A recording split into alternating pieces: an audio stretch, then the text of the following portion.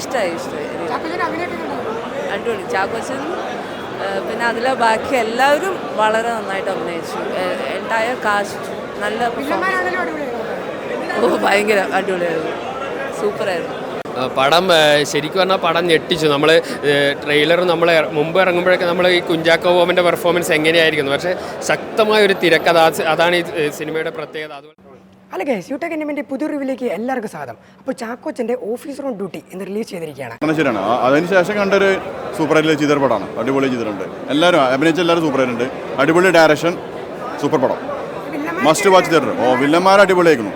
കാരണം വില്ലന്മാരത്തിന് മുന്നേ ഈ ഒരു റേഞ്ചിൽ നമ്മൾ കണ്ടിട്ടില്ലല്ലോ, എല്ലാം ചെയ്ത് സൂപ്പറായിരുന്നു, അടിപൊളി പടം. പൊളി, ഒരു രക്ഷയില്ല. ഞാൻ മസ്റ്റ് ബോൾ വാച്ചാണ്. തിയേറ്ററിൽ തന്നെ നിങ്ങൾ കണ്ടു, കിട്ടില്ല, നിങ്ങൾക്ക് ഒരിക്കലും വേസ്റ്റ് ആവത്തില്ല, കിട്ടില്ല. ചാക്കോച്ചനൊക്കെ ഒരു രക്ഷയില്ല. ഫസ്റ്റ് ഹാഫൊക്കെ നിറഞ്ഞാടുകയാണ്. അതിനേക്കാളും കുറേ വില്ലന്മാർ വേറെ ലെവലായിട്ട് ഒരു രക്ഷയില്ല. ഏറ്റവും കുളപ്പ് സാധനം 5ൽ 5ൽ കിട്ടില്ല ചെയ്യും പടം. ലെവല് ഈ വർഷത്തെ ഹിറ്റ് എന്ന് സൂപ്പർ ഹിറ്റ് സാധനം പഠിച്ചോ. ഇതാണ് നമ്മൾ ഈ പടത്തിൽ കാണുന്നത്.